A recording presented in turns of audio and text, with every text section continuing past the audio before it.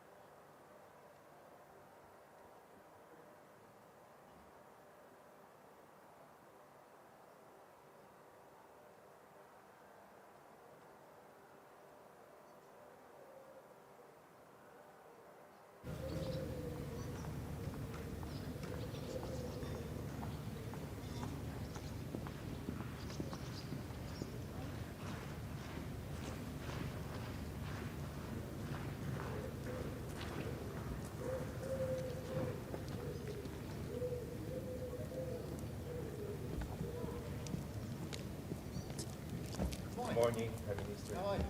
Very fine. Thank you. Congratulations. Your election. Big result.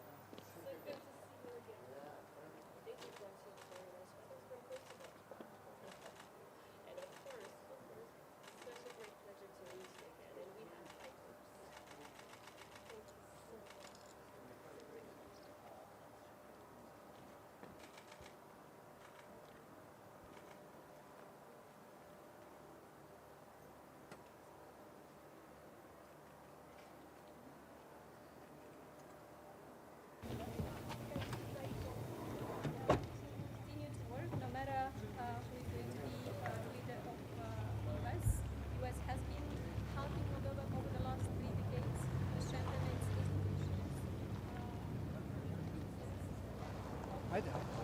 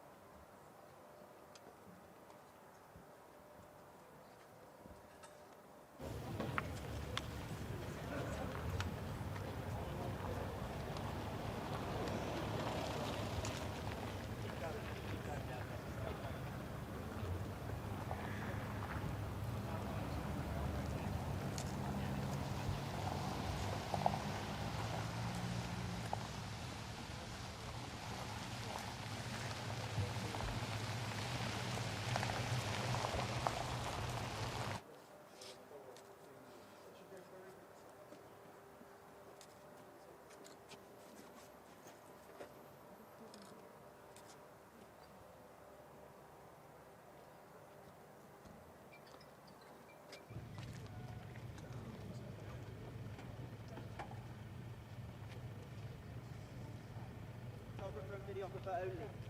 Videographer only. Everyone else name is photographer, videographer only.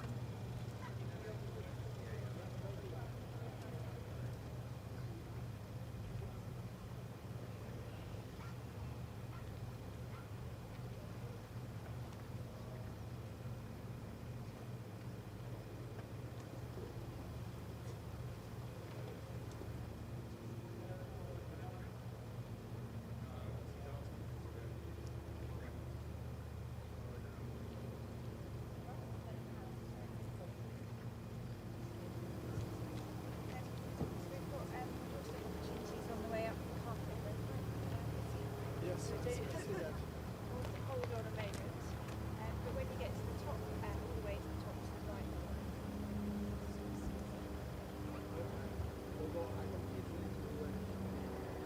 Oh, no, if you want to go straight down, then very well.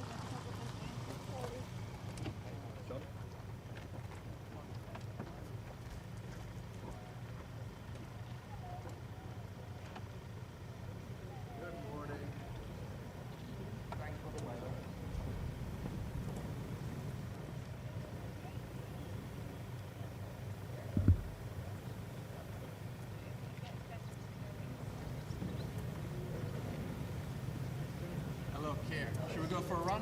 It's a mile long. Yeah, but it's quite nice. Look, it's people around to watch, right? How long?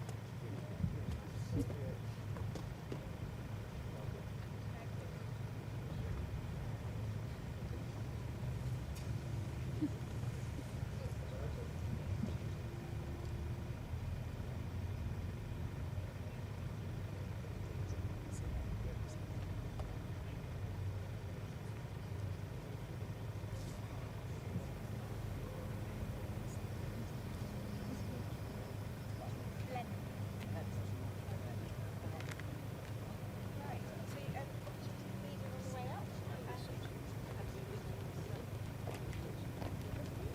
And then when you're done, straight up to the top of the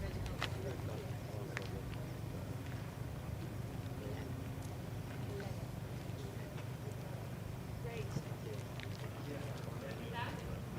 ¿Cómo está?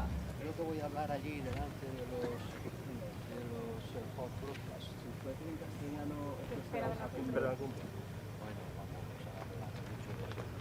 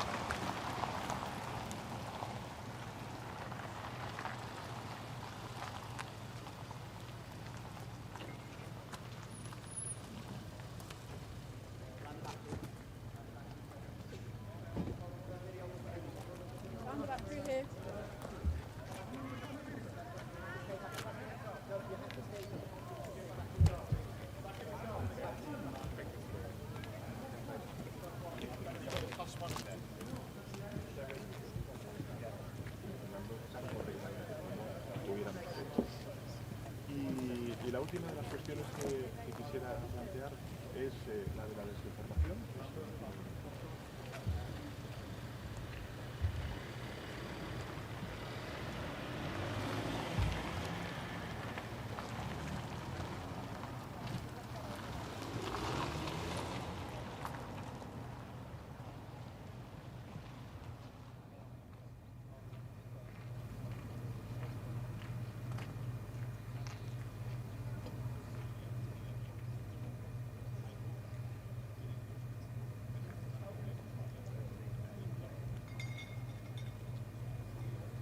Two, see, drop is clear, draw, hold one, drop is clear, so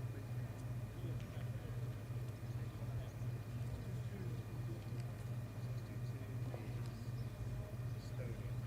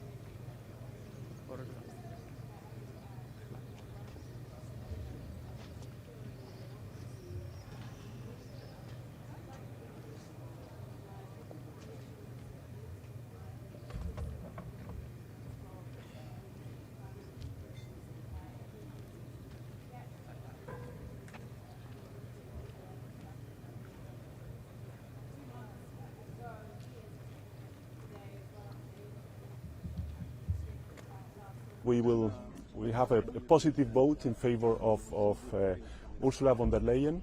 As Prime Minister of Spain, I can tell you that we have been working with her and with the former Commission quite well. Regarding the meeting today, I think it's important, first of all, that we convene these kind of meetings. The topics that we will discuss are quite important for our citizens. Migration, of course, Ukraine, the support to Volodymyr Zelenskyy and Ukraine regarding the war, and of course the further steps on the peace talks.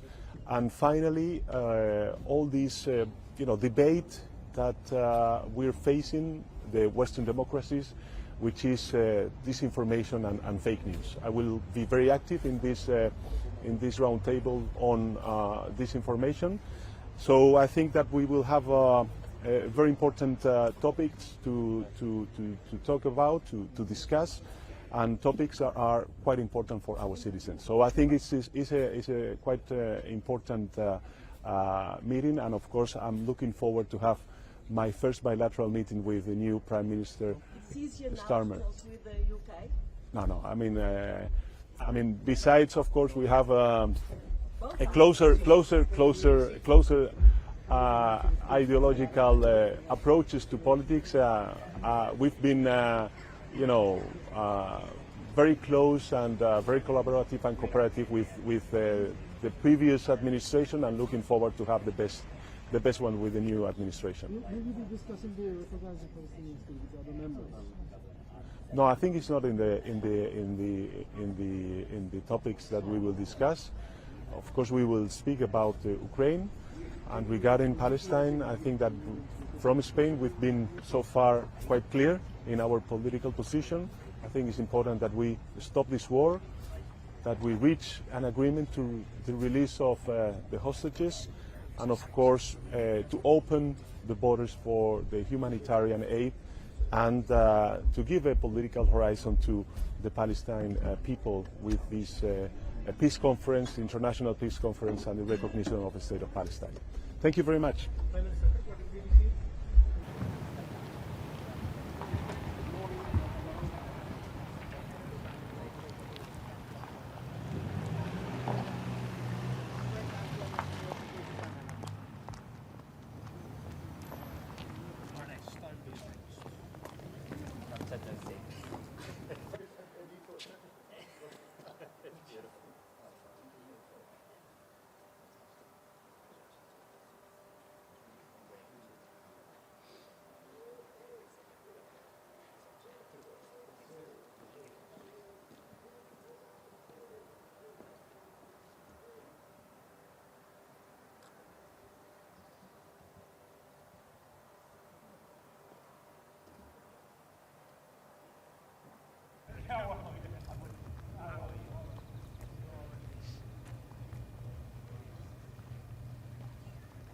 Migration with the UK. Do you want the UK to join?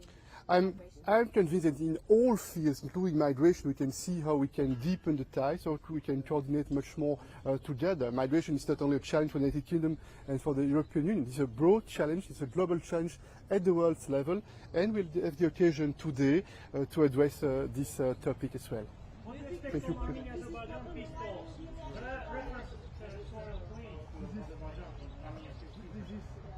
Good that in recent months we see the possibility.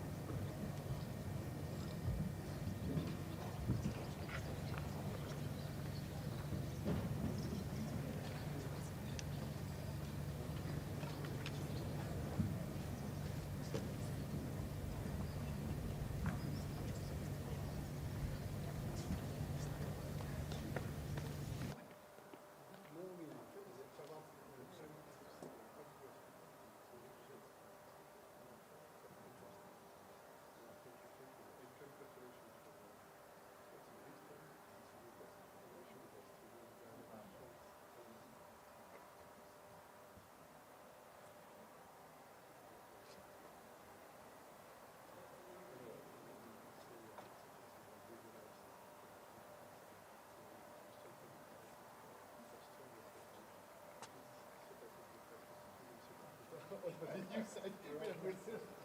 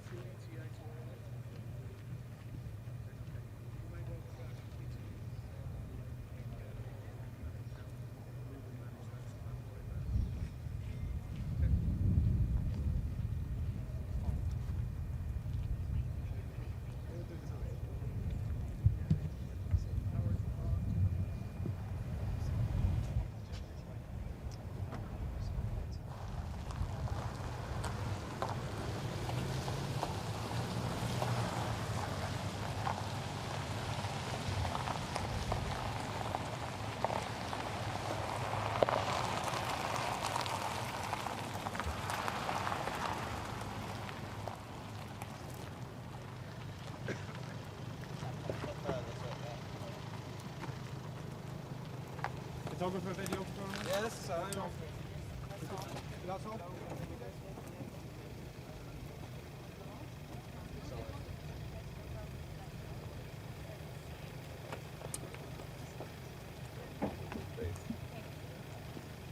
Just leave you on the way up and all the way to the Okay, thank you. Good morning.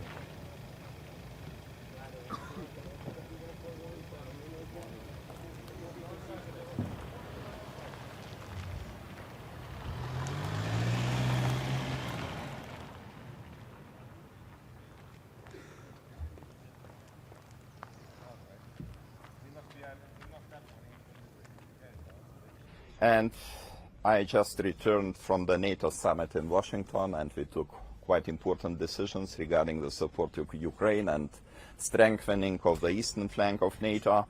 But I think the problem is not the decision making. The problem is that we are not able to deliver. We take the decisions, but unfortunately the deliveries come much later. And this is a problem. Ukraine badly needs ammunition and air defense systems right now. And this is the reason why we should support Ukraine more if we really want Ukraine wins this war. Are you worried about the prospect of a second Donald Trump presidency? Well, I had the experience to communicate and to deal with President Donald Trump in previous term in office, and I have to say that we took some very important decisions within NATO to strengthen the alliance and to improve our coordination between the allies. So I really look forward to bring the arguments why U.S. presence in Europe, U.S. presence in Baltic region is the best deterrence against the aggression of Russia. And I think it contributes to the stability of the whole region. So my task, and I think the task of my colleagues, will be to convince, if it will be the new administration in the United States, to continue this policy of transatlantic bond, because it's very important for the security of Europe, and Europe is well aware of that. What could the UK and Europe do to deliver more effectively for Ukraine? Well, I know about the decisions which were recently taken in United Kingdom. I welcome them very much. And I think the decision to provide the military support, financial support to Ukraine, if I remember correctly, 3 billion British pounds, is sufficient. But again, I am talking about the commitment not only to take the decisions, but to deliver. Lithuania is not very big country, but we already provided the 1.2 billion euro support to Ukraine, cumulative support to Ukraine, which actually means about 2% of our GDP. And we are committed to deliver 0.25% of our GDP each year annually as a support to Ukraine. So I think other countries should follow this example, and of course they can do even more, especially the countries which have very strong defense industries, can produce the military equipment. And I have to say that Russia is really concentrating the efforts to produce as much as possible. And this is a problem. They outpace our production capabilities, even if we are in one team. Russia produces more than we all united. And this is the problem. We have to increase our capabilities to work closely with our partners, especially like-minded countries, and support Ukraine more decisively. Thank you so much.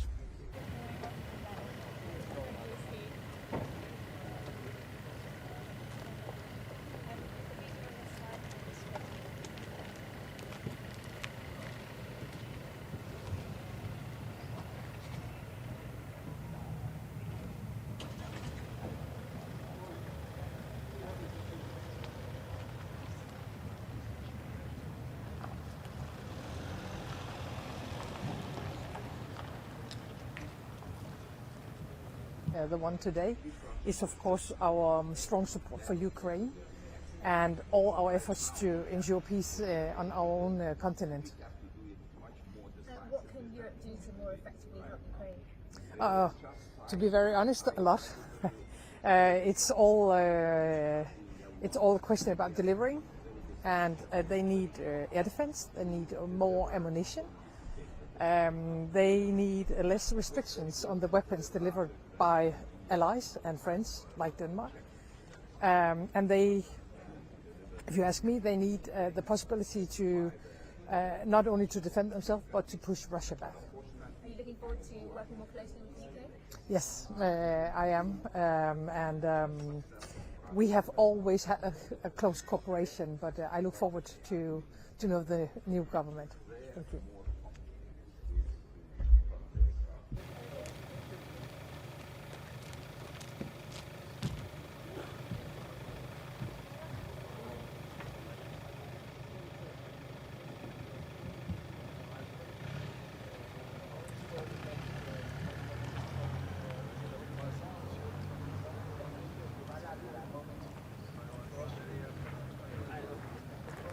For us European countries to convene and to talk with the new British government.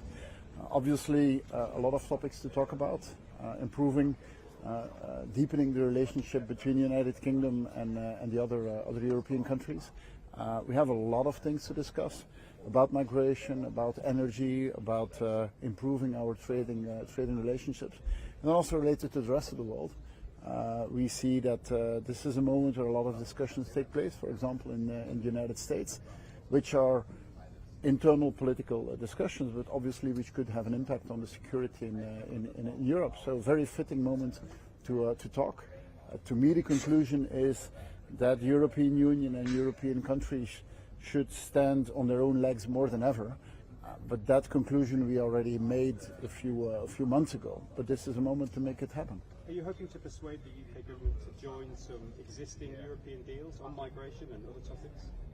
That's one of the things we will discuss today. I think what is important is that the agreements that we already have made post-Brexit, that those are being implemented in its totality. The trade and cooperation agreement, the Windsor framework, and so on. That's a good basis. Let's put that completely into practice and do it the way it was intended. And then, of course, in parallel, we can discuss other topics. But that's really two things that we need to do in parallel, and both need to happen. Good? Thank you. Mr. Prime Minister, is there a new deal to be done with the UK immigration? Well, let's do two things in parallel. I think, first of all, we have the post-Brexit agreements that need to be implemented in its entirety, and philosophical way the Windsor framework, the PCA, and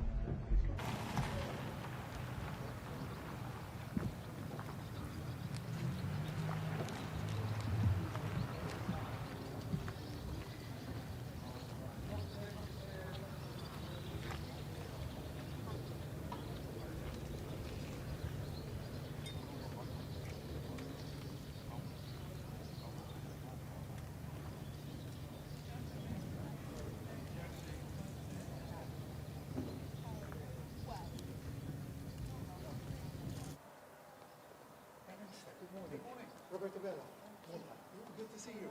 Well done with the fantastic results. We're so happy for you. We're really happy. Well done.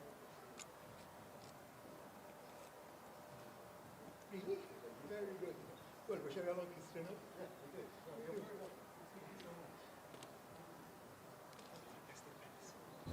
It's amazing. We need some more people important. Quite jealous of you. That's Jeff.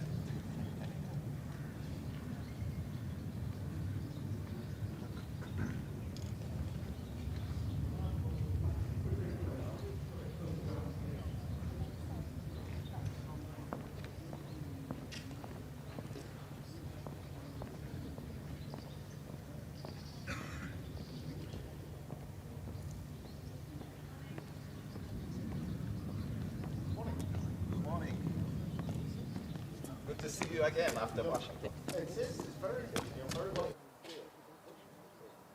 I think it was quite good meeting. Of course, I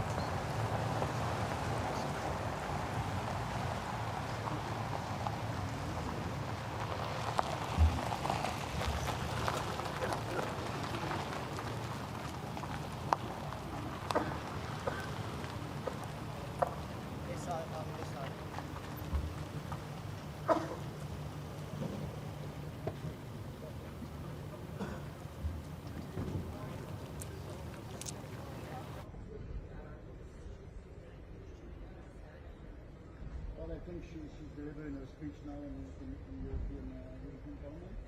There was a broad majority in the European Council proposing her as for a second term. It will be up to the members of Parliament to decide. But obviously, we support and we supported her, and I hope that the European Parliament will be convinced by the plan she's had. I think she's an excellent president in her first term, and I would be looking forward to continue working together. Yes, I think the proposal that has been made by the European Council responds on the quality of the persons and on the balances that we need. So it would be a good thing if that is being followed by the European Parliament. But that's really up to the members.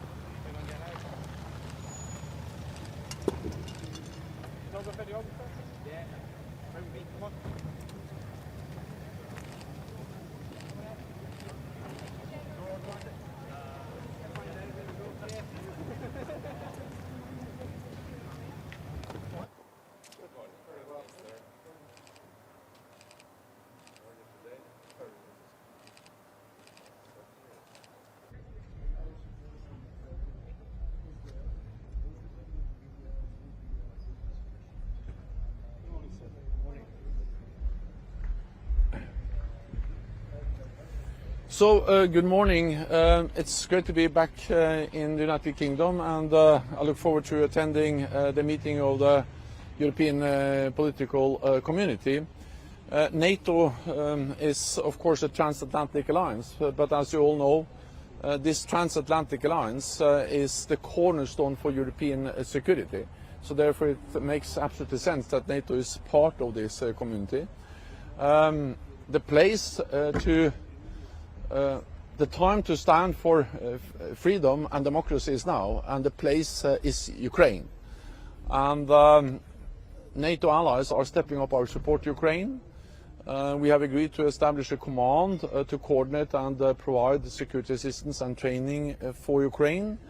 And I'm glad that today I can announce that the command will be operational in September. It will be 700 personnel in Germany, with a 3-star general as the commander, and it will provide the support and the security assistance to Ukraine and coordinate the efforts of NATO allies. Today we will also discuss how to defend our democracies, both from external threats but also from internal threats. And we have seen a pattern of Russian hostile actions against NATO allies with cyber attacks, sabotage, disinformation over the last months.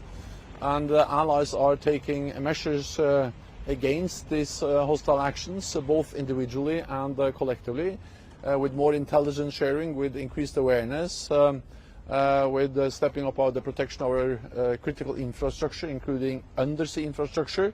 We have established a new center to protect critical infrastructure here in the United Kingdom, and allies are also taking actions individually with legal processes, arrests across the alliance.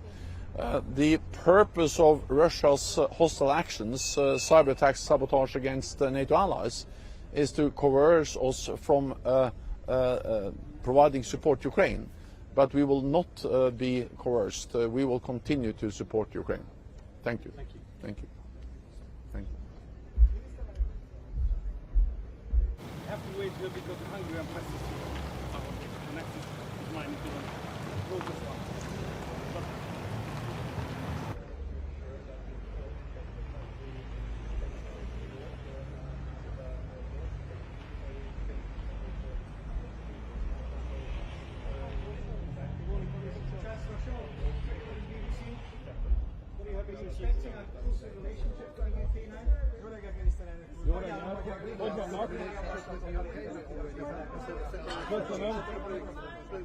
Köszönöm. I speak a language which you don't understand, sorry for that. Jól állunk, hát haladunk vele. Nem egyszerű, látja, van szembeszél. De egyelőre minden lépést megtettünk a tervek szerint. Ugye a mi koncepciónk lényege, ami eltér a hivatalos koncepciótól, hogy az Európai Uniónak nem az amerikai demokraták külpolitikája.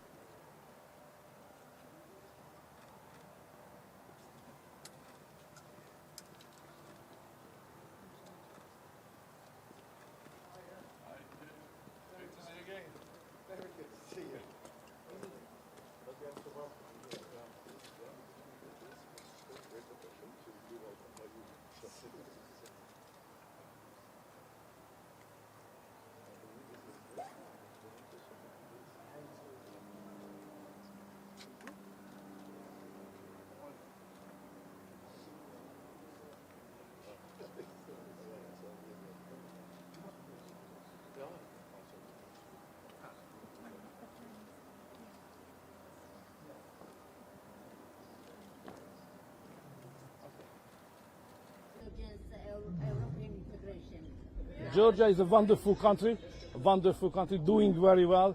The government is, I highly appreciate. They try to maintain their independence and sovereignty under a very difficult circumstance. Unfortunately, in Europe, many leaders do not understand how difficult for a country like Georgia to maintain sovereignty to all directions. But what you are doing, I appreciate very much. On migration, what more can Europe do to tackle the issue of migration? Don't let them in. Minister, what do you Yes? think of Keir Starmer? Sorry? Keir Starmer, what do you think of him? I just met him at the European Championship final. It was only 5 minutes. It's not enough to make any evaluation. But I congratulate him. I hope we will have a good cooperation between Hungary and the UK. What's your message to Ukraine? Sorry? What's your message to Ukraine at this summit? We are with you. Sorry? Europe, your other states, prime minister doesn't understand you. But I try to explain. You know, it's a long walk. It's a long way to go. Why do you think they don't understand you? Because they are more pro-war countries. They believe that they can destroy militarily the Russians, which I don't think so, because I think that there is no solution of this conflict on the battlefield. They hope so, but I don't. I don't believe at all. So because I know the Russians, I know the Soviet Union, I know the Ukrainians, I'm belonging to a neighboring country. I know the whole context. It's impossible to find a solution on the battlefield. We will lose every day thousands of innocent people, you know. So to lose the human lives is the most precious thing we can lose. And we do it every day, thousands and thousands. We have to stop it. That's as a neighboring country. This is my opinion. Solution is not on the battlefield. Solution is on the negotiation table. Ceasefire, negotiation table. That's what I try to convince them. But you know, it takes time. Why are they not doing that, do you think, sir? They are human beings, you know. Every human being insists on his original idea. It's difficult to shift. But what my job is to convince them to shift from the pro-war policy to a pro-peace policy. Sorry.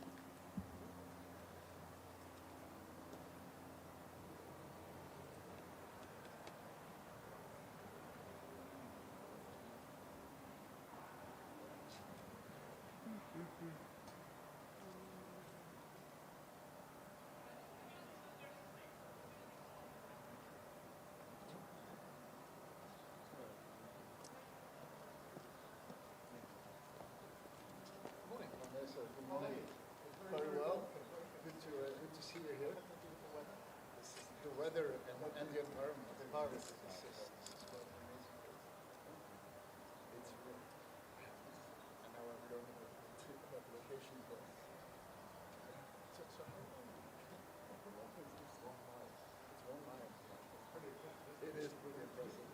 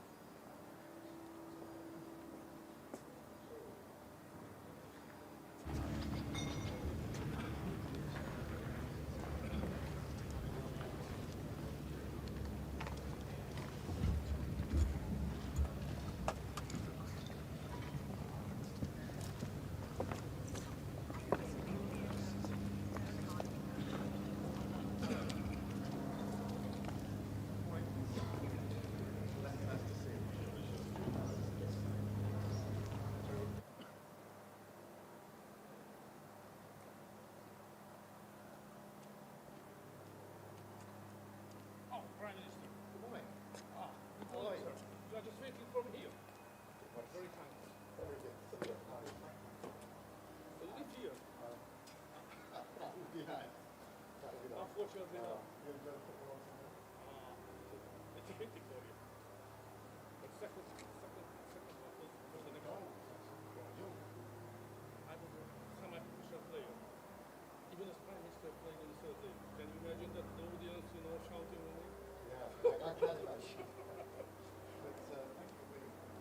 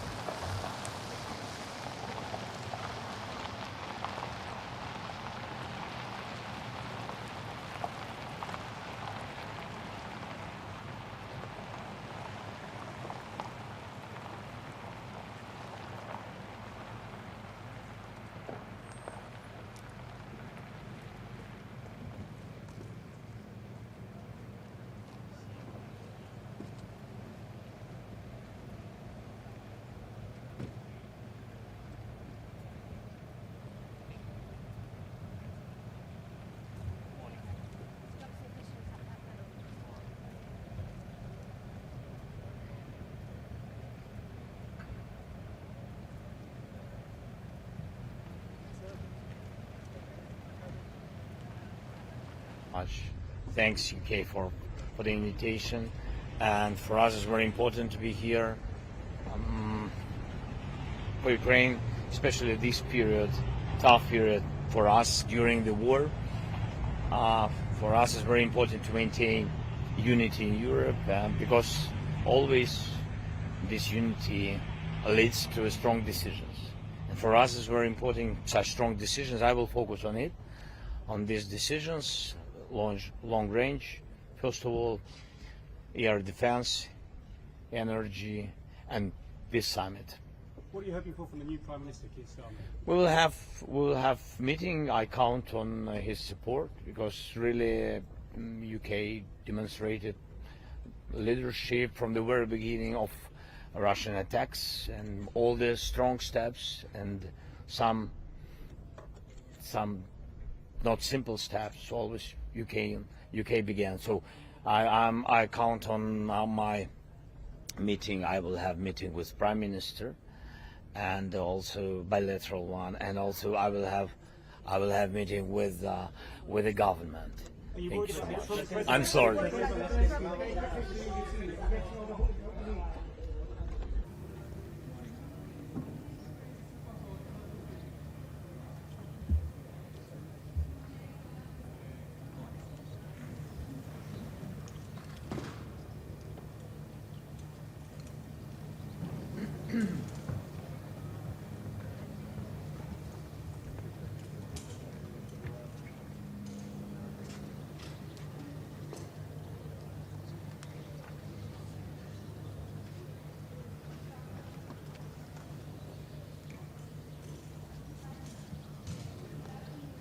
Morning, Prime Minister. Good morning. Very well. Thank you so much. Thank you for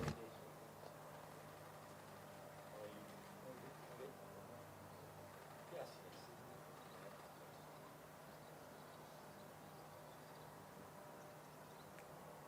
Yes, yes, I know. I read.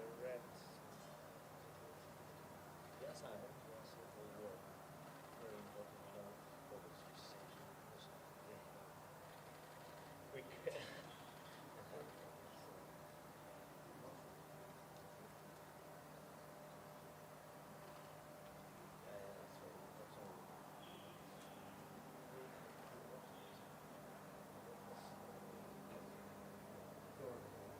Yes.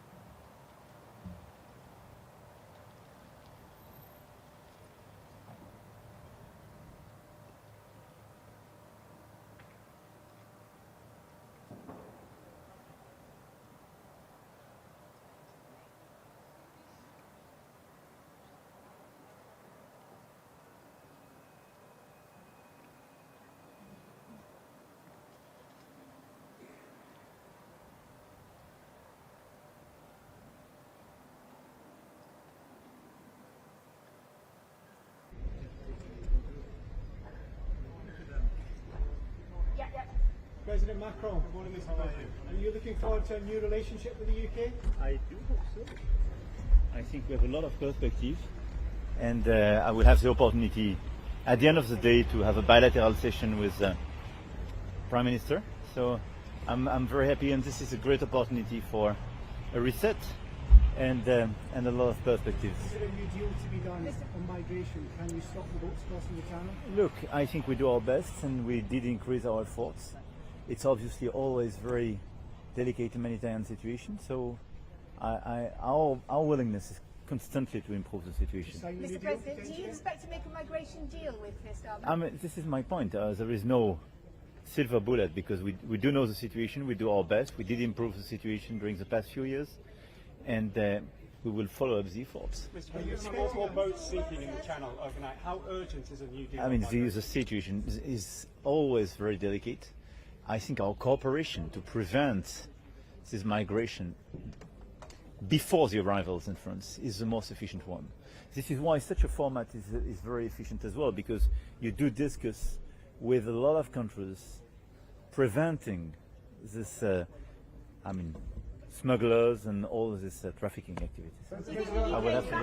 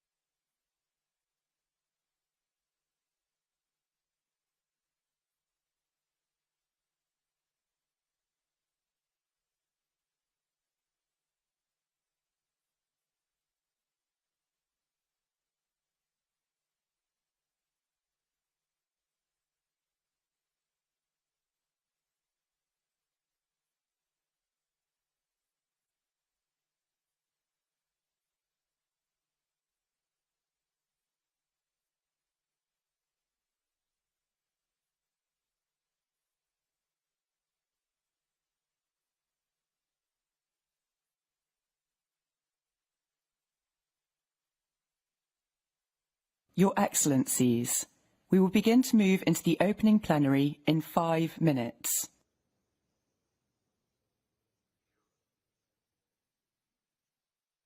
The opening plenary session will begin in 5 minutes. Please make your way to the listening room next door for the screening.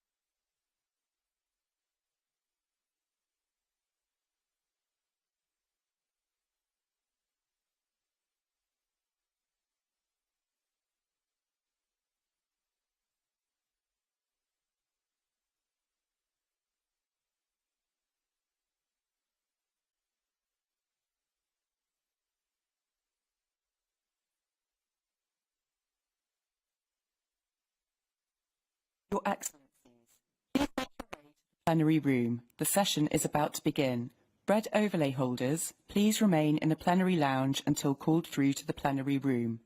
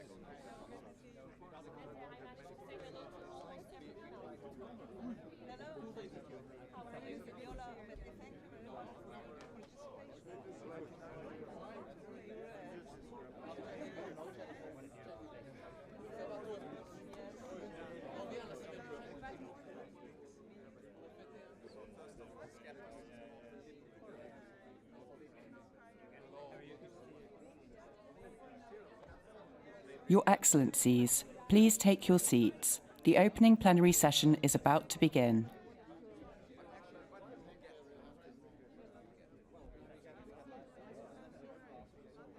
Good to see you, my friend. How are you? Good to see you again.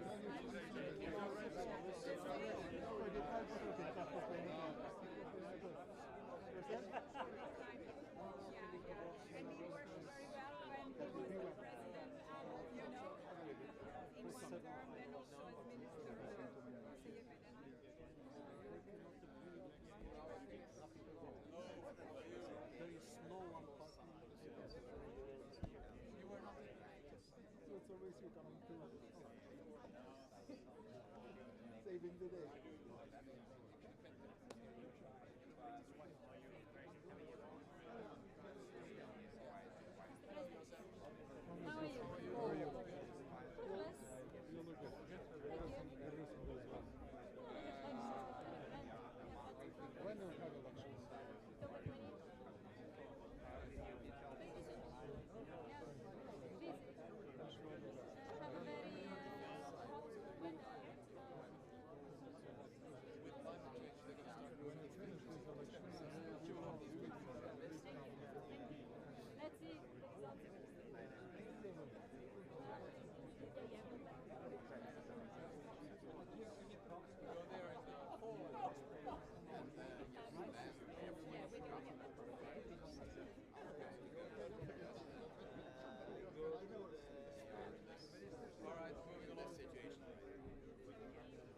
Your Excellencies, please take your seats. The opening plenary session is about to begin.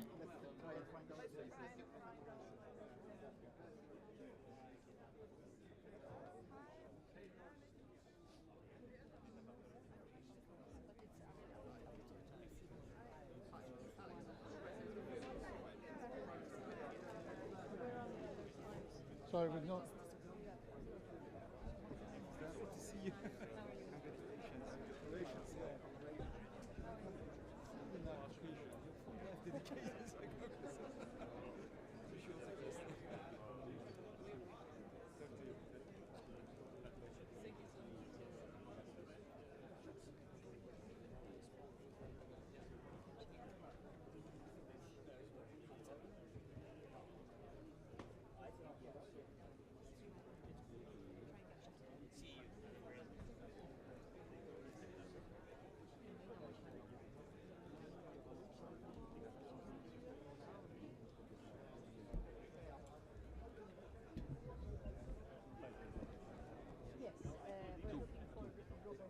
Table number 2.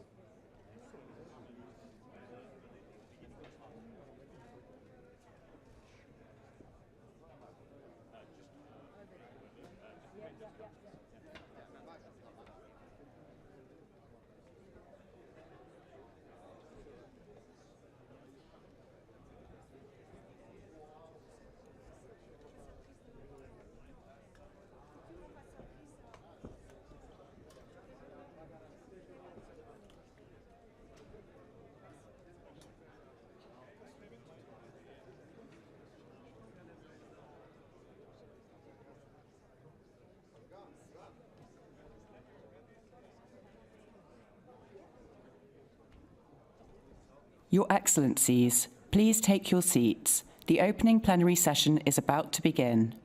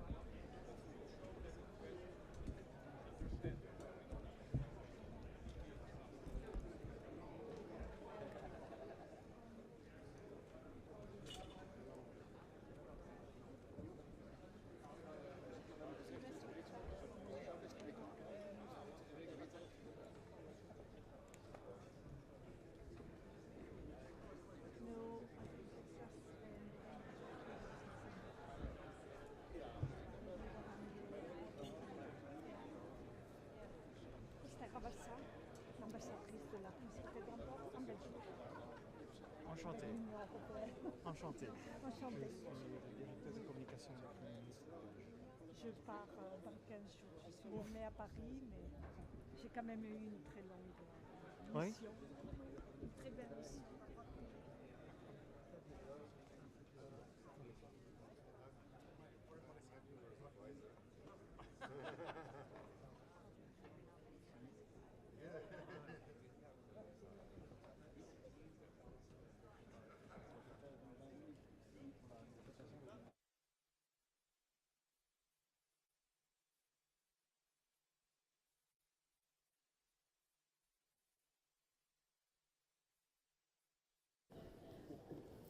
Good morning, everyone. Friends, fellow Europeans, it is my great pleasure to welcome you to Britain and to the splendour of Blenheim Palace. I hope you enjoyed the weather, the drive, and the architecture of this beautiful place. Thank you so much for being here. It is, of course, the birthplace of Winston Churchill, and we stand for the values that he embodies around the world. Liberty and democracy, yes, of course, but also defiance and resolve in their defence. And today, as a new storm gathers over our continent, we choose to meet it in that same spirit, and we choose to meet it together. And that is the choice of the government that I lead, now 2 weeks old. We want to work with all of you to reset relationships, rediscover our common interest, and renew the bonds of trust and friendship that brighten the fabric of European life. And the task is urgent because our security is on the line. Every day Ukraine fights to protect not just the Ukrainian people, but the European people, a continent where our belief in freedom, democracy and the rule of law was hard won and that wants to live in peace. So, President Zelenskyy, in your struggle to uphold those values, we salute you once again. Have no doubt we will stand with you for as long as it takes. Because I was struck by something that you said, in fact, last week during the NATO summit, when you said Ukraine needs more air defence, and then you used these words, before the new school year starts. And that really struck me. Because returning to school after the summer break, that should be a moment of joy, of excitement for children.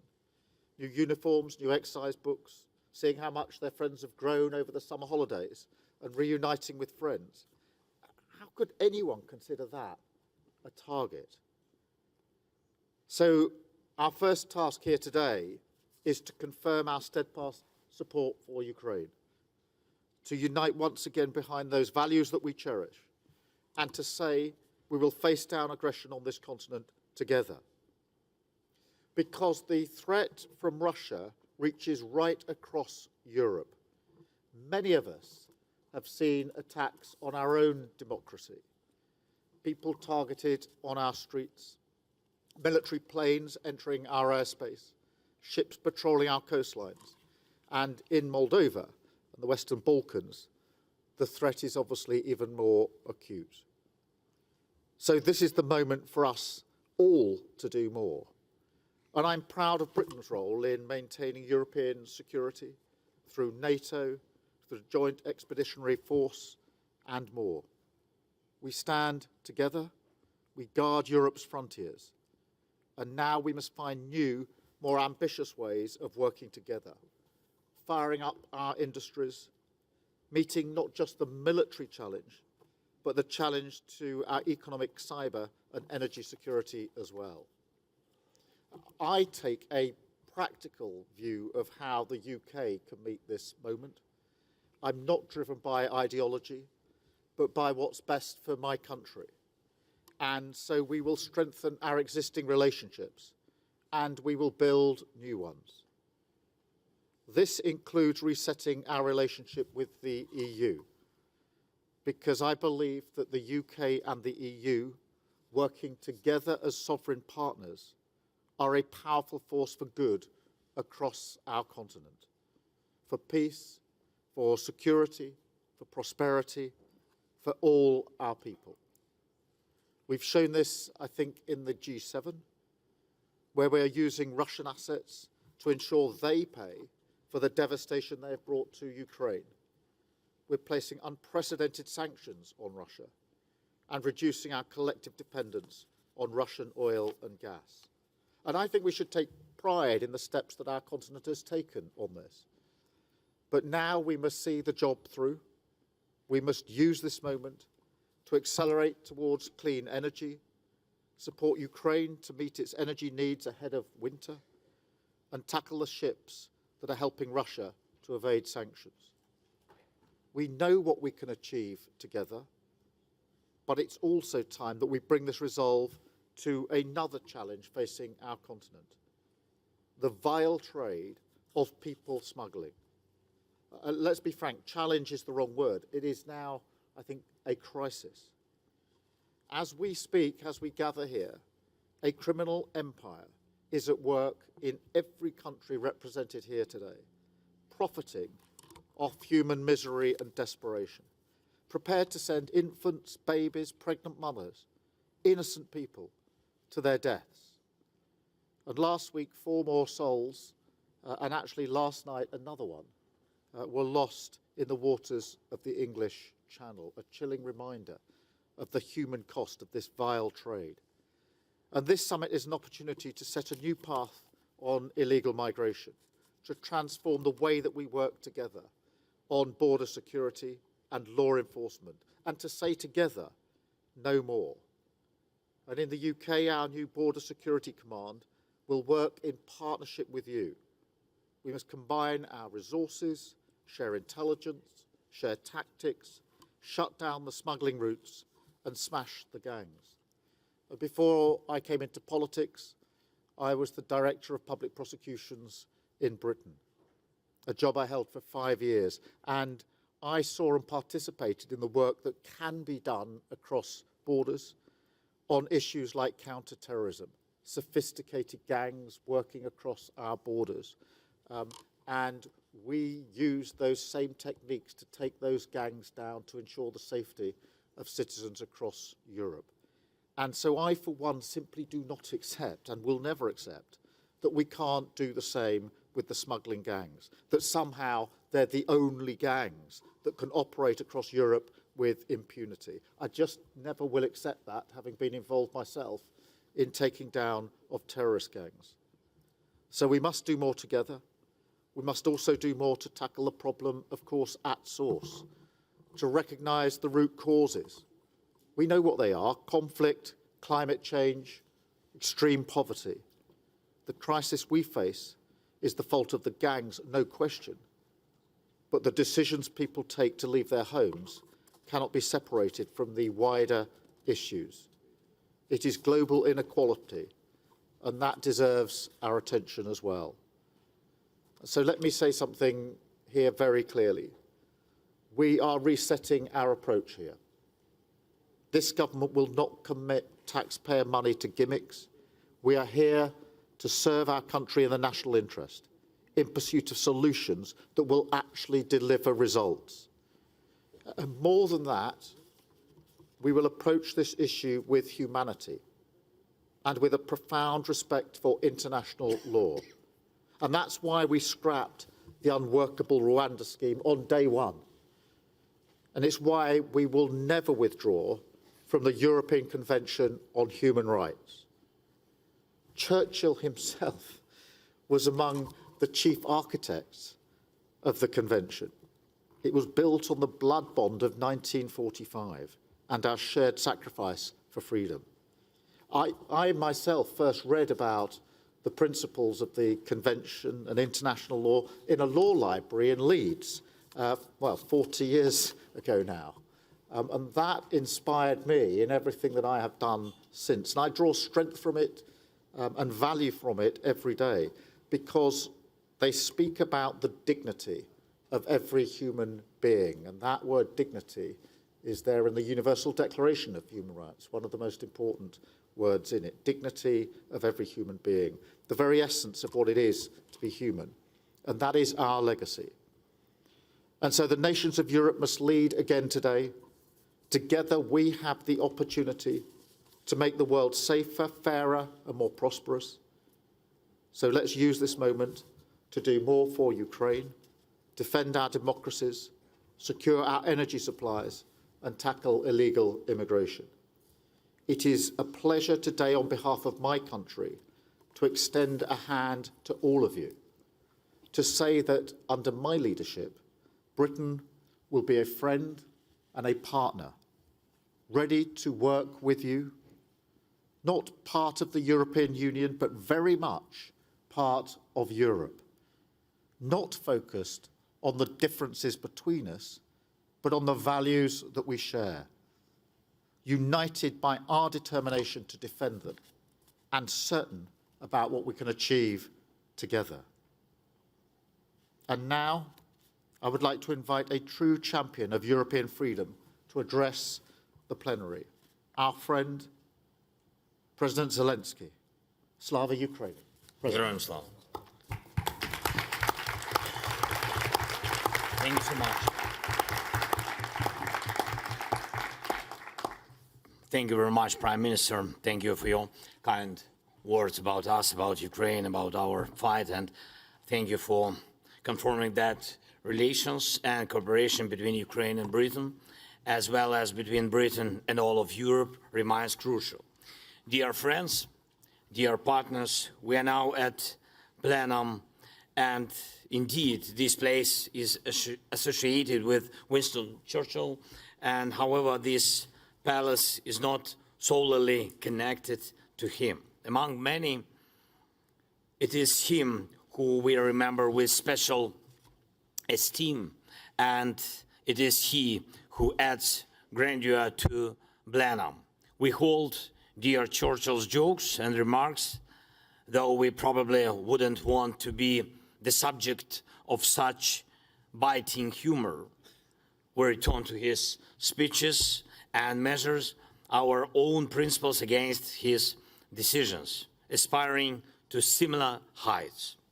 Yet, it was not this that created his legend. It was his ability to be a steadfast barrier between history and cowardice. And that is the key reason people still look up to him. Bravery made Churchill Churchill. Bravery won the greatest battle of his life. It was the battle for Britain and, of course, for all Europe. Will Europe be a continent that neither surrenders nor sells itself to tyrants? Will Europe be a continent of nations and communities, not a few Führers and their hatred? It was resolved then, and we all see how much the bravery of previous generations has won for us. They secured this Europe for us, which has been peaceful for so long. And now our bravery and cooperation must achieve no less, so that the children of our nations can someday look back at us, at what we've done, at what we've chosen, at what we have promised, and see the pillars of their peace, their security and their prosperity, just as we see it when we look back at the most famous person from Blenheim. Dear ladies and gentlemen, dear leaders, I will focus on 3 points today. First, we have maintained unity in Europe and are acting together, which means that Putin has missed his primary target. He has failed to create division in Europe. The more decisive Europe is in preserving this unity, the long-lasting peace we will ensure. Putin cannot sustain relationships with truly strong leaders, and this is our advantage, but it remains an advantage only as long as we are united. He may try to approach you or go to some of your partners individually, trying to tempt or pressure you, to blackmail you so that one of you betrays the rest, weakening our unity. Yes, everyone chooses for themselves how to act, of course, and what legacy to leave. But if someone in Europe tries to resolve issues behind others' backs or even at the expense of someone else, if someone wants to make some trips to the capital of war to talk and perhaps promise something against our common interests or at the expense of Ukraine or other countries, then why should we consider such a person? The EU and NATO can also address all their issues without this one individual. Second, the reality on the battlefield is more convincing than any abstract deliberations. We have stopped the Russian advance on Kharkiv. Period. Putin has sacrificed tens of thousands of his citizens, but has achieved nothing significant. This was made possible by the bravery of our warriors and the bravery of our partners, who have lifted limitations on the use of Western weapons along our border. Did this lead to escalation? No. On the contrary, it blocked Putin's attempt to expand the war. Did Putin have any response? No. Even when a Russian missile strikes children with cancer, as happened recently, it only repeats the evil we have already seen from Russia in this war. So we must act as brave as necessary to achieve results. We can steer this war towards its just ending with the power of our weapons and our diplomacy, and we should not fear these capabilities. The more effective our air defense is, the more helpless Putin will be. The fewer restrictions we have on the use of effective weapons, the more Russia will seek peace. Military airfields from which Russian jets take off with bombs against our cities, our people, our children, and the launch sites of Russian missiles, all these must be destroyed. This will not only eliminate some targets, but will also reduce Russia's capability to continue this war. The missiles and drones are not bearers of state sovereignty, so there must be a collective will to shoot them down, just as it was within Iranian missiles and drones. I appeal to all of you, to all leaders who can contribute to the required bravery. These steps must be taken. And I address primarily United States, UK, France, Germany, Poland, and other friends. Your bravery can be decisive for peace. And third, diplomacy. Everything that adds to our collective strength is useful for bringing peace closer. And I thank all of you for supporting the opening of negotiations for Ukraine's membership in the EU. These proved that even in the most difficult circumstances, the EU can keep its promises, and it gave Ukraine moral strength. The people fighting for Ukraine and for Europe should feel that Europe is becoming closer. And I also want to thank those of you who firmly support Ukraine on its path to NATO. Although the Ukraine's membership has not yet united all 32 NATO states, we have achieved that the complete elimination of this security deficit in Europe through Ukraine's accession to NATO has become irreversible. And what we must do at most this year are peace summits. I'm grateful to Switzerland and all the partners who helped us organize the first peace summit. It was a success for everyone who wants a just end to this war. Now we are preparing for the second summit, and soon working groups will begin on the points of the peace formula. These are energy security, food security, and the humanitarian group that will deal with the release of prisoners and the return of deportees. Later, there will be other groups, and I ask all of you to support these efforts, join the common work, and choose for yourself the points of the peace formula where you can show your leadership.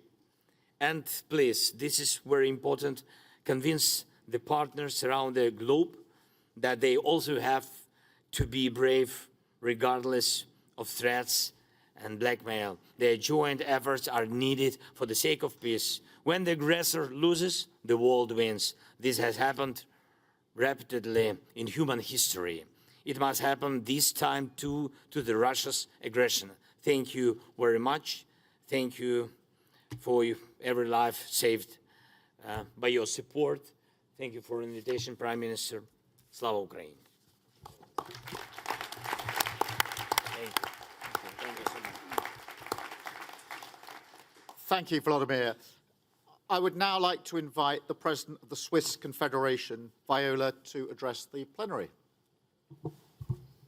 Excellencies, ladies and gentlemen, dear friends, it is an honor for me to address you all at this fourth gathering of the European political community. Switzerland values the EPC as a space for Europe defined by geography and based on a common idea of what is Europe.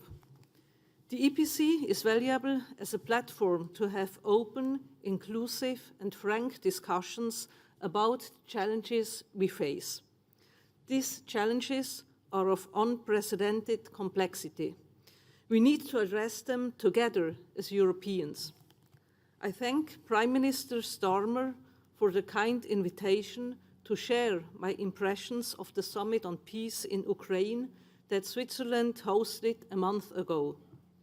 With the summit, we aimed to address the most pressing challenge our continent faces. Looking back, I believe it is fair to say that we achieved what we had aspired for.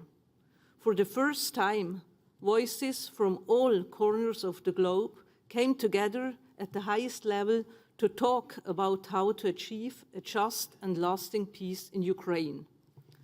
The Bürgenstock Summit represents the only initiative that enjoys broad support across all continents. More than 100 countries and international organizations joined the discussions. This global support is essential in order to take substantial steps towards a just and lasting peace. Other peace plans don't enjoy the same kind of endorsement. One reason may be that the UN Charter as the central foundation for a future peace is missing in some of those plans. Thanks to this broad support and the concrete propositions we discussed in Switzerland, we managed to lay the foundations for the path towards a potential peace process. I would like to take this opportunity to sincerely thank all of you for your tireless efforts to mobilize for the summit and for your active contributions prior to and during the conference. Your support played a central role in building this foundation and the momentum the summit was able to generate. I thank the UK, the EU, and in particular the staff of the Council Presidency, the Commission and the External Action Service, and also countless others who are present here today for the excellent cooperation. Despite the different points of view that were shared on the Bürgenstock, we managed to agree on a common vision. This vision is summed up in the Bürgenstock communiqué, which has been signed by 87 countries so far. Additional countries continue to sign the communiqué, even some of which were not present at the summit. This text can provide a basis on which further discussions can take place. With the summit, we managed to take a first step on the challenging path ahead towards a peace process. We are currently discussing with Ukraine and key partners what the next steps could look like. And we are working to use and sustain the momentum to elaborate such concrete steps, including on the issues identified in the Bürgenstock communiqué. Firstly, any use of nuclear energy and nuclear installations must be safe, secured, safeguarded, and environmentally sound. Secondly, Food security must not be weaponized in any way. Attacks on merchant ships and ports and along the entire route, as well as against civilian ports and civilian port infrastructures, are unacceptable. Thirdly, all prisoners of war must be released. All deported and unlawfully displaced Ukrainian children and all other Ukrainian civilians who were unlawfully detained must be returned to Ukraine. What is already clear is that the active engagement and support of our European friends, be they the EU, its member states, or our other European partners here today, remain crucial. Switzerland welcomes the follow-up conferences on the 3 issues that President Zelenskyy just announced. This is exactly what we had worked and hoped for. Switzerland is ready to continue to play an active role in this process. We will particularly focus on strengthening the bridges that we have been able to build to the global south and China. We have been getting very positive feedbacks on the summit, even from colleagues in the global south who have so far refrained from signing the Bürgenstock communiqué. It is now essential to reach out to them, take their concerns into account, and motivate them to join the Bürgenstock communiqué. I count on your support in this outreach endeavor, and I very much look forward to continuing our close cooperation with all of you, including with Ukraine, as European partners standing together in solidarity. Thank you very much.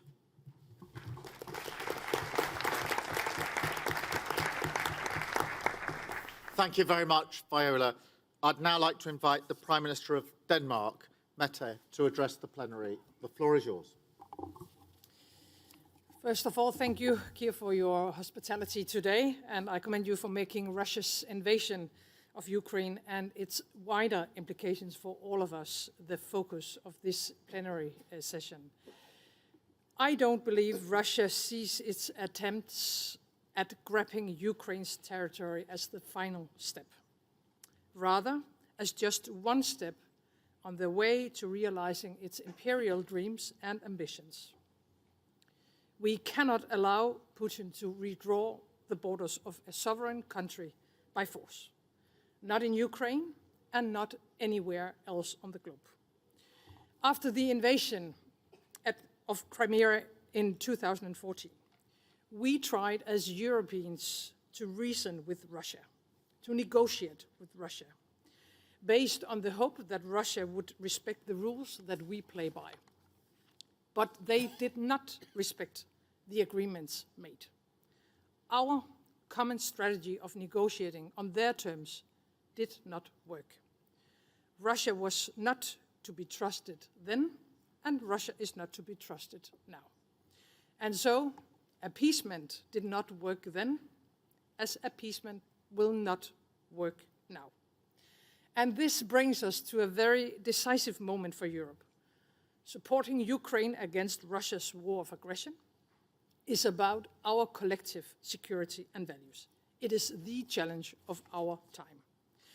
We have said for 2.5 years now that we cannot let Ukraine lose. I think we need to be open about the facts here. In order for Ukraine not to lose, Ukraine needs to win this war. There is only one winner in the gray zones, and that will be Russia. If anything, that should be our collective learning from Russia's land grab in 2014 and the following negotiations in the Normandy format. Peacetime processes are too slow for wartime tasks, and there has been too much hesitation. Even though I'm also very proud of all of us being united for such a long time, I still think there has been too much hesitation. But we still have time to make the right decisions and take the right actions. And therefore, first of all, I think we have to support Ukraine in its peace process. And there can be no discussions about Ukraine without Ukraine. As William Allen White once said, peace without justice is tyranny. But a just peace is not a possibility when only one side is engaging in honest. Russia could end this war today. It could just pull out its troops and peace would be instant. And we must not be naive about the broader picture either. I think we have to be very aware of the confluence of interests between Russia, North Korea, and Iran, and yes, unfortunately, also China.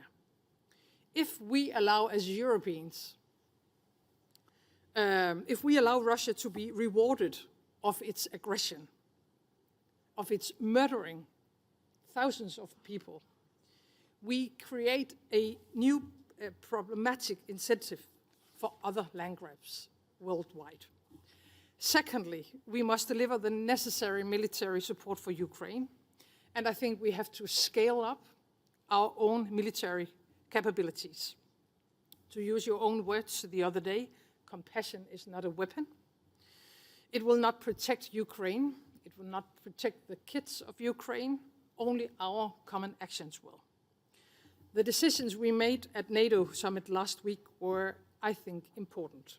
They built the necessary bridge to Ukraine's future membership of NATO. And this includes bilateral security commitments that have been concluded since the NATO summit in Vilnius. Seen together, I think they provide certainty and a long-term perspective for the flow of support. But my main message today is that Ukraine, and thereby Europe's future, is decided right now. We need to secure all necessary deliveries to Ukraine urgently. Ukraine needs air defense, ammunition, more heavy weapons to push Russia outside Ukraine's territory and to put an end to Russia's relentless attacks. I think we have been talking too much about defending Ukraine. Now it's time to push Russia back. Seeing as today we find ourselves in the birthplace of Churchill, I will use a befitting quote from him. It is not enough that we do our best. Sometimes we have to do what's required. And in doing so, I think we need to think creatively. On the Danish side, we have worked very hard to support production of military equipment directly, internally in Ukraine. You know best what is needed at the battlefield. The equipment, to be honest with you, dear colleagues, can often be produced cheaper and more effectively in Ukraine. So by joining forces and pooling resources, we can ensure that the flow of the needed military equipment corresponds to the needs of Ukraine. Another example is, of course, the Czech initiative. We hope to deliver almost 500,000 artillery shells before the end of this war. This year, but we all know around this table that there are more available ammunition stocks that could be released to be used in Ukraine. I think all of us has to spend substantially more on our national defense. We have to find new ways inside the European Union to ensure this. And all of us have to invest substantially more in our defense industry, and we need to do it now.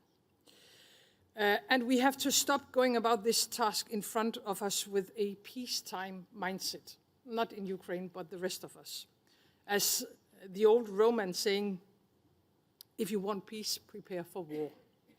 Finally, and let me end by this, with some few words on closer European cooperation, because this dimension also plays a crucial role in fostering greater European security. It goes for Europe and for Ukraine, and it goes for all participants at this meeting. Just one example, we cannot overstate the importance of the European Union accession negotiations started with Ukraine and Moldova. And I would like to congratulate both you, Volodymyr, and Maya for the great achievement you have already made. Thank you, Keir.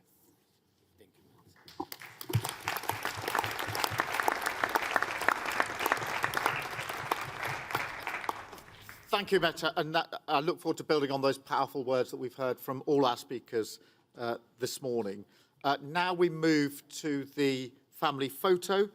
You should have received an envelope which tells you your position. I think there is also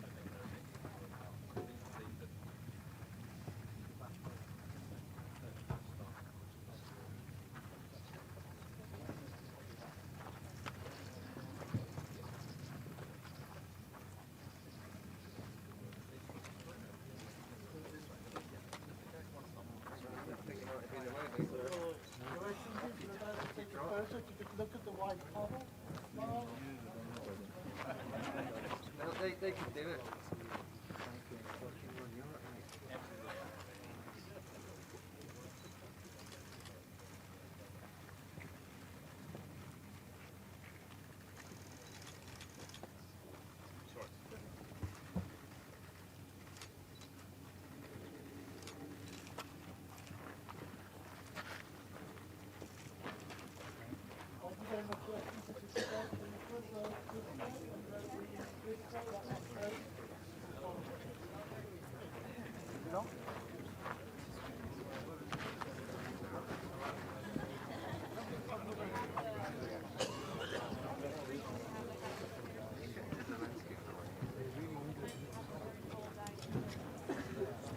There's too many people. It's like a G7.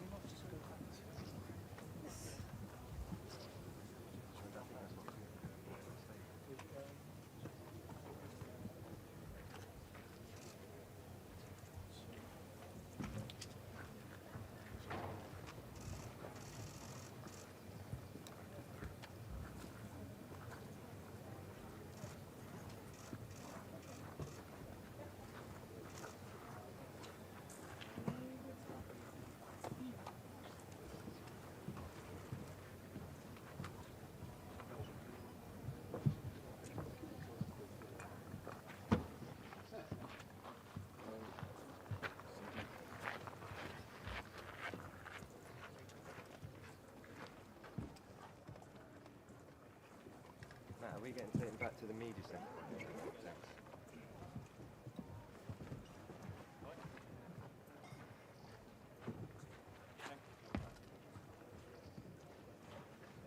Matt?